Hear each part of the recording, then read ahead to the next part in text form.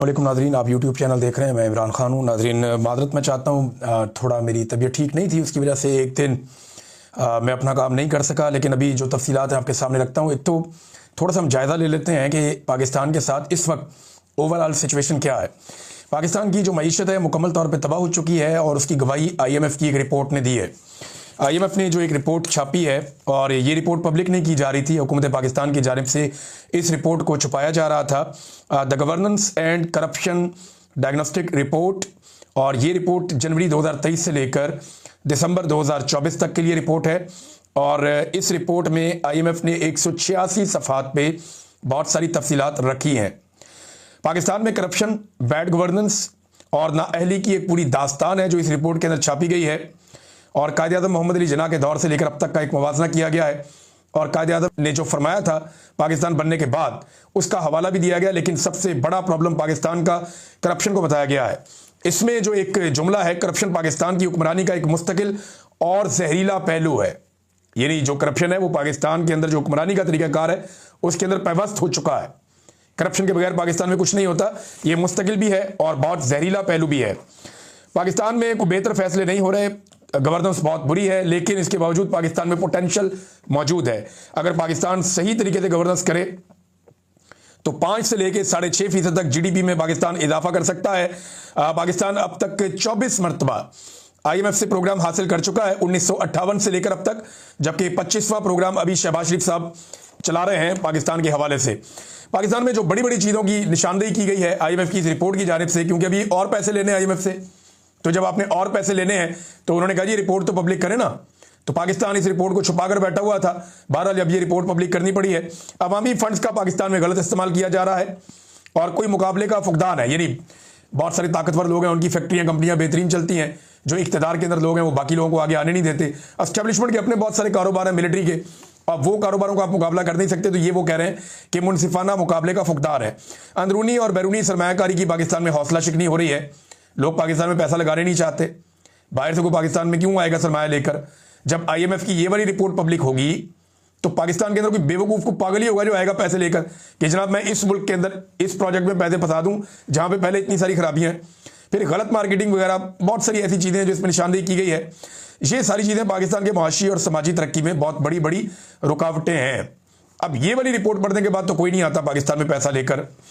सोचने की बात यह है कि बहुत सारी चीज़ें इस रिपोर्ट में ऐसी लिखी हैं जिनको हम माशी चीज़ें मानते ही नहीं या मईशत से जुड़ी हुई चीज़ें मानते ही नहीं। मिसाल के तौर पे इसमें बैड गवर्नेंस का मामला, अदलिया का मामला, 26वीं तरमीम का इसके अंदर तस्करा है। क्योंकि 27वीं तरमीम ये रिपोर्ट जब लिखी गई तब तक आई नहीं थी। अब 27वीं तरमीम तो सोने पे सुहागा है, उससे भी ज़्यादा खौफनाक चीज़ है। तो 26वीं तरमीम का भी इसके अंदर बाकायदा लिखा है और अदलिया बिल्कुल बेअसर हो चुकी है, कोई काम नहीं कर रही। इंसाफ पाकिस्तान में नापायद है। आप दुनिया में जिस भी मुल्क में जब भी पैसे लेकर जाएंगे आप सबसे पहले सोचेंगे कि आपका पैसा डूबना नहीं चाहिए। अगर कोई आपको धोखा दे तो वहां का निजाम, वहां की अदालत आपको फौरी तौर पे किस तरह इंसाफ फराहम करती है, आप ये सोचेंगे। अब पाकिस्तान के अंदर जो इंसाफ है ही नहीं। और IMF की रिपोर्ट में बहुत सारी और चीज़ें भी हैं, जैसे कि शुगर माफिया का बड़ा तफसीली उसके अंदर जिक्र लिखा हुआ है। बताया कि ये कार्टल्स कैसे काम करते हैं। जखीरा अंदोजी का तस्करा है 5300 अरब। ये वो पैसा है जिसका एक निशानदेही की गई है, जनाब इतने पैसे की वसूलियां हुई हैं। इस लेवल पे पाकिस्तान के अंदर करप्शन हो रही है जो सिर्फ उसका एक पहलू है। तो आप अंदाजा करें कि कितने बड़े पैमाने पर पाकिस्तान में करप्शन हो रही है। कीमतों में मसनूई इजाफा किया जाता है पाकिस्तान में। जाली अकाउंट्स, ये मैंने आपको पता है बहुत हमने इस पर प्रोग्राम किए हैं। शहबाज शरीफ साहब और जरदारी साहब दोनों के खानदान जाली अकाउंट्स के केसेस के अंदर बाकायदा पकड़े गए थे। लेकिन फिर जब इनको इक़्तिदार दे दिया गया जनरल बाजवा की जानिब से तो इन्होंने NRO 2 लेकर अदालतों के अंदर वो केसेस अपने ख़त्म करवाए, बल्कि वो कवानीन ही तब्दील कर दिए जिनके तहत इनके ऊपर ये केसेस चल रहे थे। तो मनी लॉन्ड्रिंग जैसे जराइम का भी इसके अंदर जिक्र है और ये बताया जा रहा है कि अवाम बदतरीन मुतासरा फरीक है इस सारी सूरत हाल का, लेकिन शवाहिद होने के बावजूद किसी किस्म का कोई एहतसाब पाकिस्तान में नहीं होता। अदालती निज़ाम पे बड़ी संगीन उंगलियां उठाई गई हैं इस रिपोर्ट में। बड़ी तफसीली रिपोर्ट है। चंद चीज़ें मैं आपको इसमें और बताता हूँ। तमाम स्टेक होल्डर और हुकूमत की आंखें खोलने के लिए वैसी रिपोर्ट काफ़ी है और ये एक ऐसी हकीकत है जिसे हम तस्लीम नहीं कर रहे। नॉर्मली ये बहुत सारे लोग इसके बारे में लिख रहे हैं, सारा चट्टा खट्टा IMF ने खोल कर रख दिया। मौजूदा हुकूमत का तो ये एक चार्जशीट है मुकम्मल तौर पे, क्योंकि ये IMF के साथ एक मुआहदे के अंदर है। और इस रिपोर्ट में जो सबसे खतरनाक बात है वो ये है कि अदलिया और अदालती निज़ाम पूरी तरह से पाकिस्तान में बलडोज हो चुके हैं और करप्शन पूरे समाज और माशरे का एक लाजमी हिस्सा करार दी गई है इस रिपोर्ट के अंदर। यानी इतनी पाकिस्तान में करप्शन है कि इसकी कोई इंतहा नहीं है और हर लेवल के ऊपर करप्शन है और करप्शन को ठीक करने के लिए कोई निज़ाम भी नहीं है। इमरान खान साहब जो करप्शन के खिलाफ बात करते थे, वो वाहिद आदमी था पाकिस्तान की सियासतदानों में जो कहता था कि सख्त एहतसाब होना चाहिए करप्ट लोगों का। उसको उठाकर जेल में डाल दिया और बाकी सारे वो लोग जिनके ऊपर करप्शन के मुकदमात हैं उन सबको लाकर हुकूमत में बैठा दिया। और ये किया पाकिस्तान की मिलिट्री एस्टेब्लिशमेंट ने। अब मईशत तो मुकम्मल तौर पर तबाह हो गई। अमेरिका पाकिस्तान का वाइट सहारा है जो IMF से पैसे वैसे लेकर देता है, कर्जा वर्जा लेके अपना मुल्क चला रहे हैं। और अमेरिका के कहने के ऊपर इसराइल की हिफाजत की जिम्मेदारी भी पाकिस्तान लेने जा रहा है। हाल ही में पाकिस्तान ने वोट किया ना अक़वाम मुत्तहिदा में स्टेबलाइजेशन फोर्स के लिए डोनाल्ड ट्रंप के नुकात पे। तो उस फोर्स का मकसद ये है कि इसराइल को तहफ़्फ़ुज़ फराहम करना और इसराइल के लिए किसी किस्म का कोई खतरा बाकी ना रहे। और इंसानी हकूक़, आइन और अवामी मैंडेट की खुली खिलाफ वर्जियाँ पाकिस्तान में हो रही हैं। चीन से भी हमारी अब दूरी हो गई है। यानी पाकिस्तान के इर्द गिर्द जितने भी मुल्क हैं तकरीबन तमाम से हमने अपने मामला ख़राब कर लिए हैं। इस वक्त अफगानिस्तान और भारत बहुत तेज़ी से करीब आ रहे हैं। अभी कोई और अफगानी वजीर जो हैं वो भारत पहुंचे हुए हैं और तजारत के ऊपर बातचीत हो रही है। और भारत और अफगानिस्तान के करीब आने से पाकिस्तान को प्रॉब्लम होनी चाहिए। उसकी वजह यह है कि एक के साथ पाकिस्तान की मशरकी सरहद है और दूसरे के साथ पाकिस्तान की मगरबी सरहद है। इन दोनों सरहदों के ऊपर खतरात पाकिस्तान मोल नहीं ले सकता। पाकिस्तान ने हमेशा से अफगानिस्तान के साथ अच्छे ताल्लुकात रखने की कोशिश की है, मगर मौजूदा दौरे हुकूमत में ऐसा नहीं हुआ। पाकिस्तान अमेरिका को खुश करने के लिए अफगानिस्तान के साथ भी एक अजीबोगरीब पंगे में जा चुका है। डोनाल्ड ट्रंप ने चंद बयान तो दिए जिसमें भारत को तकलीफ हुई, लेकिन इस वक्त अमेरिका और भारत एक बड़े तजारती मुआहदे के करीब पहुंच चुके हैं। और अगर उन्होंने ये तजारती मुआहदा कर लिया, देखें इंडिया और अमेरिका के बीच में ये जो तजारती मुआहदा है, इतना टाइम क्यों ले रहा है, जरा इसको समझें आप। भारतीय जो सियासतदान है वो अपने मुल्क का फायदा सोचते हैं। वो ये सोच रहे हैं कि एक एक चीज के ऊपर, एक एक बात के ऊपर वो नेगोशिएशंस कर रहे हैं। उन्होंने कोई भी चीज ऐसे हवा में नहीं करनी। उन्हें पता है कि अमेरिका के साथ जिस भी तजारती मुआहदे में वो जाएंगे उसके दूर रस नताइज होंगे और उसके नतीजे में इंडिया का फायदा या नुकसान होगा। तो वो अपने जितने भी कारोबारी लोग हैं कि वे इंडिया से बेशुमार चीजें एक्सपोर्ट होके यूरोप में, अमेरिका में, बरतानिया में हर तरफ जाती हैं। तो इंडिया अपने ताजरों का बड़ा नुकसान नहीं करेगा या अपने मुल्क का बड़ा नुकसान नहीं करेगा। वो किसी ऐसी डील की तरफ जाएगा जहां पे इंडिया को नुकसान ना हो और अमेरिका के साथ एक नफा बख्श उनका तजारती मुआहदा हो जाए। और अमेरिका भी यही कोशिश करेगा। अब वो दोनों मुल्क अपने अपने मफाद में ये कर रहे हैं। पाकिस्तान के साथ तो जब सौदेबाजी करते हैं तो चार लोग बैठ के कहते हैं अमेरिका को जितना ताड़ी मर्जी। यानी चार लोग जाते हैं बंद कमरे में फैसला करते हैं कि ट्रंप को राजी रखना है, जो कहता है मान लो यार, आंखें बंद करके, फर्क ही कोई नहीं पड़ता। और पाकिस्तान का जो तजारती हुजूम है अमेरिका के साथ वो बिल्कुल ही पीनट। इंडिया जितनी IT एक्सपोर्ट करता है पाकिस्तान की सारी एक्सपोर्ट मिला के भी इतनी नहीं है।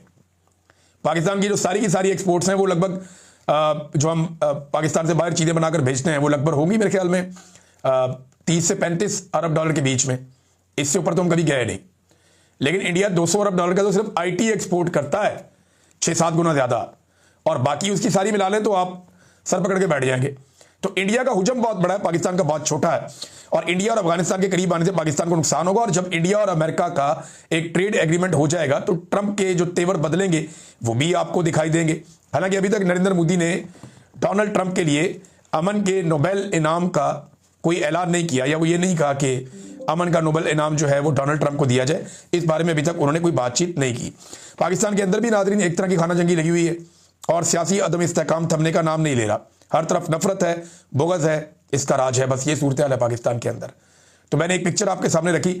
और बैरून मुल्क जो पाकिस्तान से लोग जाना चाहते हैं, जो 4 पैसे कमा लें, उनको एयरपोर्ट्स के ऊपर रोका जा रहा है।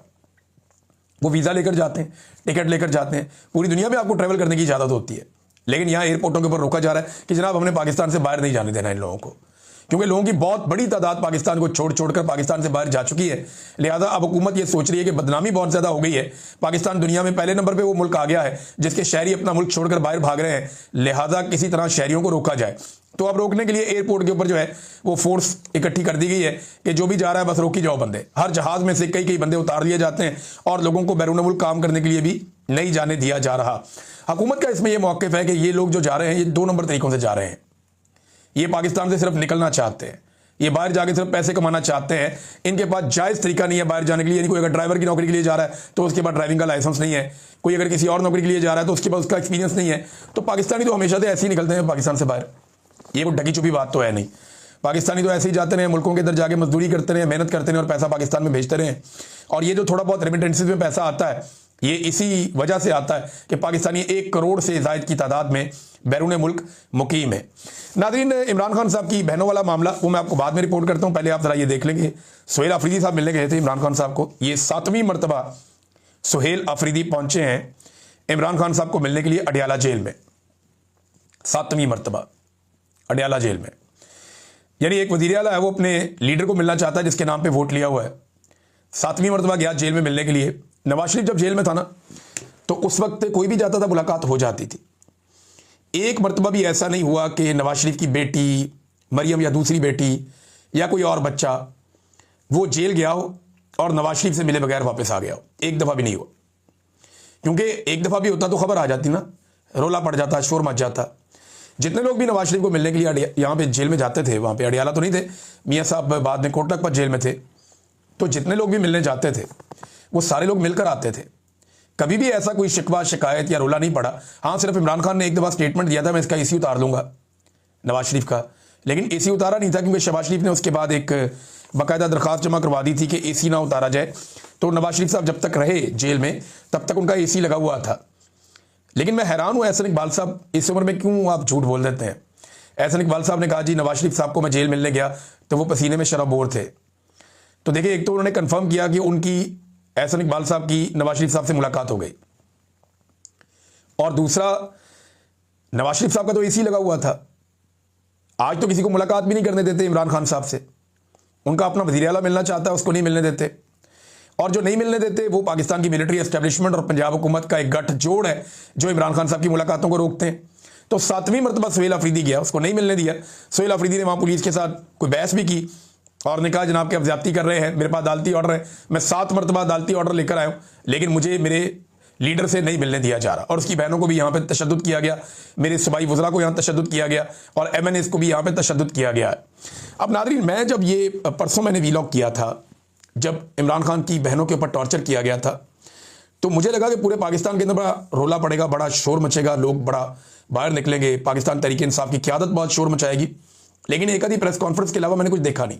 हाँ, सोशल मीडिया पे लोगों ने बड़ा रोला डाला, लेकिन इमरान खान साहब की बहनों को मार पड़ने पर, उनके साथ खींचातानी करने पर, उन्हें सड़क पे बालों से पकड़ के घसीटने पर पाकिस्तान तहरीक इंसाफ का सोशल मीडिया पर रद्दअमल अच्छा रहा, लेकिन प्रैक्टिकली कोई ऐसा रद्दअमल नहीं आया। सिर्फ लाहौर में मैंने यूथ विंग के नौजवानों की एक रैली देखी है आज के दिनों में, जो उन्होंने निकाली और निकाल के उन्होंने एहतजाज किया, और उन्होंने इमरान खान साहब की बहनों की तस्वीरें और इमरान खान की तस्वीरें उठाई हुई थी, वो वहाँ पर एहतजाज कर रहे थे। लेकिन जिस तरीके से एक पॉलिटिकल पार्टी इसके ऊपर रिएक्ट कर सकती थी, यानी आप एक लम्हे के लिए सोचें ना कि अगर ऐसा एक धक्का पड़ जाता आसिफ जरदारी की बेटी को, बिलावल की बहन को, या मरियम नवाज का दरवाज़ा टूटने पे जिस किस्म का रोला पड़ गया था, क्या उसका 5% भी हुआ इमरान खान साहब की बहनों को सड़कों पे घसीटने पर? अच्छा, एक और चीज़ मैं देख रहा हूँ कि कुछ लोग इसकी मजम्मत कर रहे हैं, लेकिन साथ साथ वो ये भी कह रहे हैं कि PTI की क़यादत को भी वहाँ पे होना चाहिए था। देखिए, मैं एक चीज़ आपको बताऊँ कि जुल्म ही होता है। आप मजलूमों की तादाद जितनी मर्जी बढ़ा दें, वो जुल्म ही रहता है। जिन्होंने मार कुटाई करनी है, जिन्होंने हुक्म देना, उन्होंने वही रहना है। मेरे ख्याल में मजम्मत इस बात की होनी चाहिए कि भाई बहनें अपने भाई को मिलने गई हैं, ये उनका बुनियादी हक भी है और कानूनी हक भी है, अदालती अहकामात भी मौजूद हैं। इसके बावजूद आप उनको नहीं मिलवा रहे, यहाँ पे मजम्मत होनी चाहिए कि आपने मुलाकात कैसे रोकी, क्यों रोकी। आपने 17 दिन हो गए इमरान खान साहब को कैद तन्हाई में क्यों डाला हुआ है? वजह तो सब जानते हैं कि जब तक आसिम मुनीर साहब का सारा मामला जो है वो लेंडर नहीं हो जाता, मजबूत नहीं हो जाता, एक्सटेंशन वाला और इस्तिस्ना वाला, तब तक ये प्रॉब्लम तो रहेगा। और ये अलीमा खानम साहिबा ने कह भी दिया कि जब तक पूरी तरह से आसिम मुनीर साहब के कंट्रोल में चीज़ें नहीं आती, तब तक आपकी मुलाकात नहीं करवाई जाएगी। अब बहुत सारे लोग मिसालें दे रहे हैं कि माजी में भी औरतों के साथ ये होता रहा, तो अब भी हो रहा है। सवाल ये है कि औरतों के साथ माजी में ये कौन करता रहा? लेकिन एस्टेब्लिशमेंट और नवाज शरीफ ने मिलकर ये जुल्म किसके खिलाफ किया? बेनज़ीर भुट्टो और नुसरत भुट्टो के साथ किया। इसी तरह जो मरियम नवाज के साथ वाहिद वाक़या हुआ, जहां मरियम नवाज के होटल का दरवाज़ा तोड़ा गया, तो वो 2 सेक्टर कमांडर उसके अंदर इन्वॉल्व थे और एजेंसियां उसके अंदर इन्वॉल्व थी, कोई सियासी हुकूमत नहीं थी। क्योंकि अगर हुकूमत को आपने उसमें दबाना है तो वहां तो पाकिस्तान पीपल्स पार्टी की हुकूमत थी सिंध के अंदर, जहां मरियम का दरवाज़ा टूटा था। लिहाजा वहां पे एस्टेब्लिशमेंट ने ही ये काम किया, आज भी एस्टेब्लिशमेंट ही ये काम कर रही है। सवाल ये पैदा होता है कि जो मौजूदा हुकूमत है वो कैसे एस्टेब्लिशमेंट की सहूलतकार बन सकती है, जबकि माजी में उनके बगौर खुद उनकी औरतों के साथ भी जुल्म होता रहा है। मेरे ख्याल में पाकिस्तान में जो औरत कार्ड है वो ख़त्म ही कर देना चाहिए। अब इमरान खान की बहनों का सियासत से ताल्लुक कोई नहीं है। चले मरियम नवाज, फरियाल तालपुर, ये तो सियासत करती हैं ना। बेनज़ीर भुट्टो भी एक सियासी खातून थी, इलेक्शन लड़ती थी, या जो बाकी खवातीन इलेक्शन लड़ती हैं उनको आप अलग कर दें। लेकिन जो गैर सियासी खवातीन हैं